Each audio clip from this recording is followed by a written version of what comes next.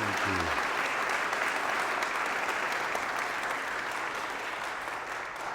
Well, the previous speakers today have made all my points. And it was so exhilarating to hear what they had to say. Because my first reaction when we were going to talk about the topic of community and approaching it as a musician and from my discipline was I couldn't figure out the difference between music and community. And I think all of the speakers so far, even Grace in Second Life, is using music as a primary way of connection. We started today with Sean Mullen's terrific performance, which helped us establish a community for today. So I got very curious, why does this seem so obvious? Obviously not just to me, but to the presenters of this event. There was clearly a sense of music's profound capacity to connect us and to create community. And I was struck by the word community and its obvious associations with communion and commerce. And I decided I had to look it up.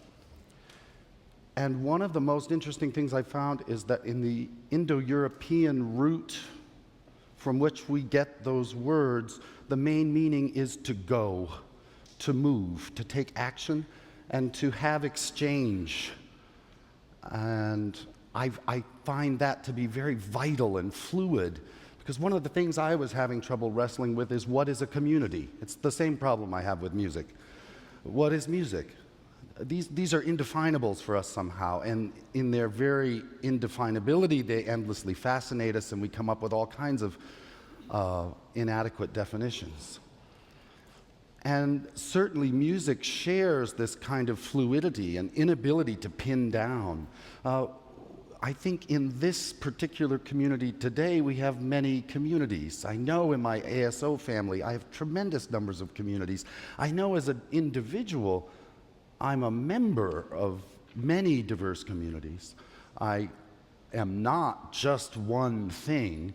I'm not just part of one group. And those concentric circles and their way of meeting, I think, is part of the beauty of the word and the beauty of the experience, and also part of the beauty of music. Now, in my particular tradition of music, we have written scores, and you've probably heard the notion that one can play what is written, and that leads to the idea that the music somehow exists as a definable object. But in fact, music doesn't exist as a definable object any more than a community does in its state of exchange and transformation and dynamism. A Beethoven symphony, where is it? Is it in the CD? Is it in the score? Is it just in my imagination? In fact, these things we call scores are kinds of wormholes into a set of possibilities that are different every time. Heraclitus said, "We never step in the same river twice." I've stepped in a few other things, more than once, but this notion that every time we enter that particular stream of music up to a point, so in a sense the score is a map, it's a set of possibilities. I think we all know with GPS how many surprises you can have, and then it becomes how you manage the terrain. And this is true for any musician who deals with the tradition that I am working in and working from. And I was reminded the other day how dangerous tradition can be when I realized again that from the same Latin root we get the word traitor. And it's very easy to betray a tradition because the actual vitality of a tradition can easily ossify and become something else. And if we start to treat musical experiences as objects, we betray the very tradition, which is the vitality of the music unfolding as a unique event in time that is experienced. I thought the whole notion of the interstices of venue, performer, and listener was so beautifully put, and that is where music happens, that is where community happens. So I was realizing I have another wonderful community in my world, and it's dead people.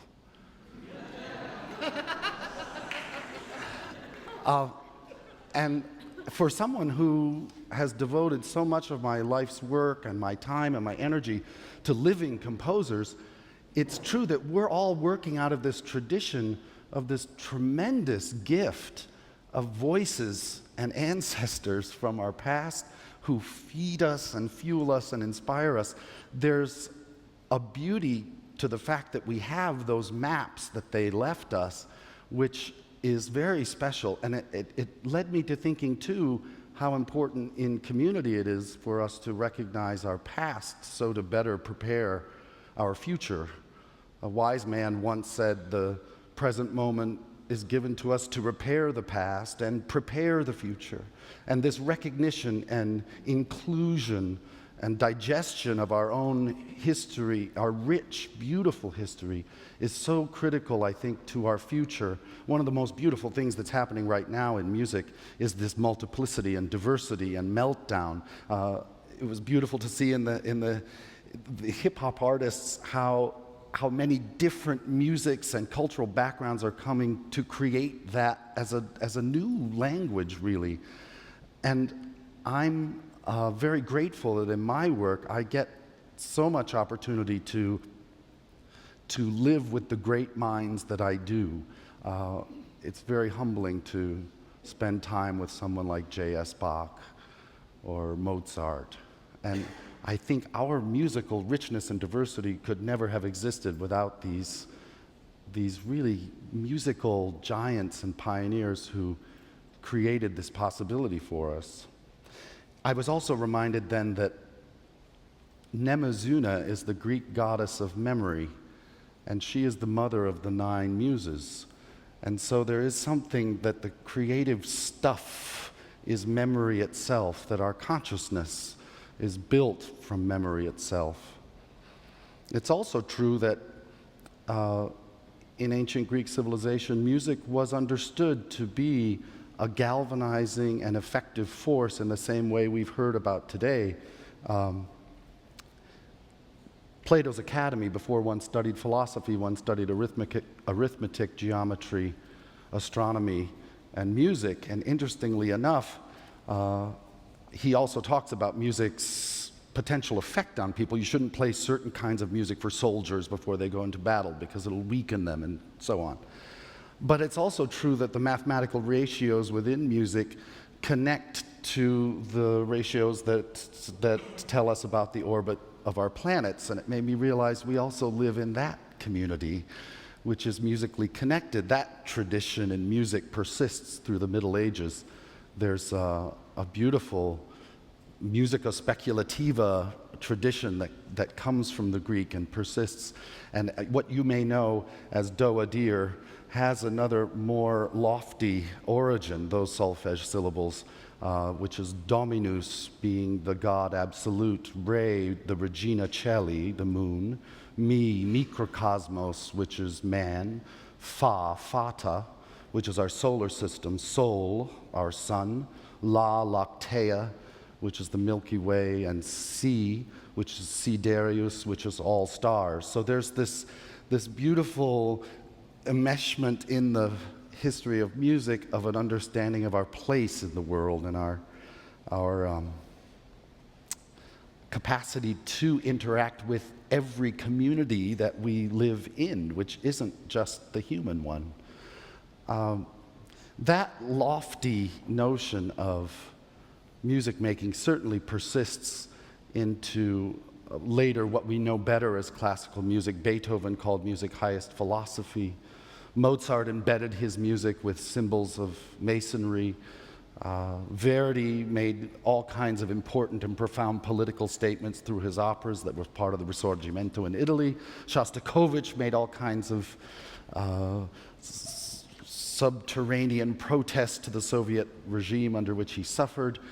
Music's connectivity to all of our communities is quite profound. But this relationship to dead people, I'd like to share a piece of music of mine because I realized it was very much in keeping with my interest in in the music of our past and how it influences our present and our future. And I was thinking of wanting to pay homage to Claude Debussy, who wrote a beautiful piece called The Sunken Cathedral, which is also an evocative title.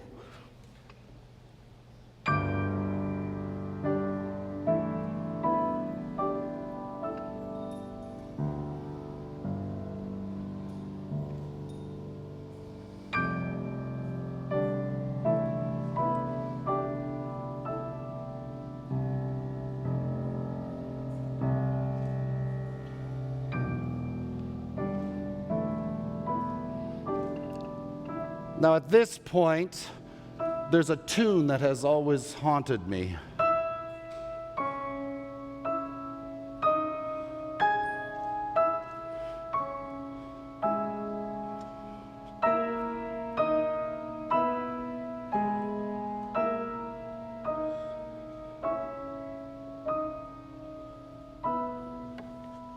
Then, with the idea that this is a sunken cathedral, I was fascinated with the idea of the guilds of the Middle Ages. You know, it was a very different mentality than, say, the 60s.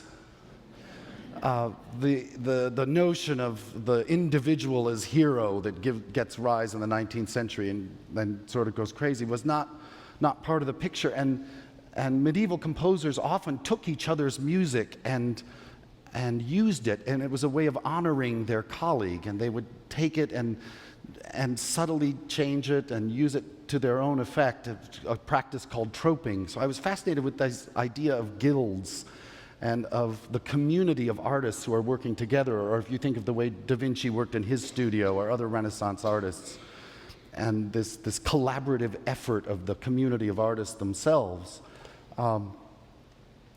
So I wanted to play a bit of a medieval game with a French Impressionist composer. So I wrote this thinking of Debussy and thinking of the anonymity of the builders of the cathedrals and wanting to pay my homage to our past.